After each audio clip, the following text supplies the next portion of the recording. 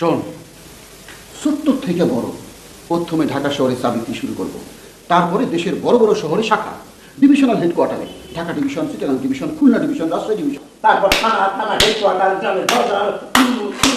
কিছুই হবে না, ধরা খাও, কেউ চা খাবে না। চা খাবে না, শরবত খাবে, কফি খাবে, বাদাম খাবে। 1 কাপ চায়ের সাথে 2টা বাদাম।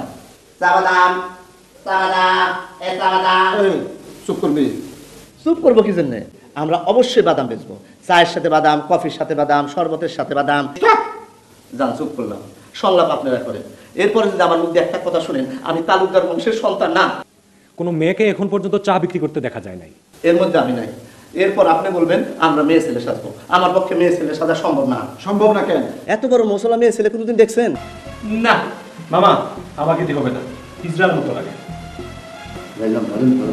দেখি আমার কেমন দেখা যায়।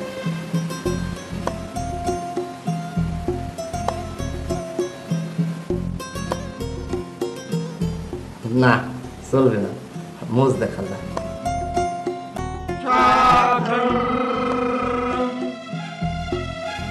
না, এইটা চলবে না। চল।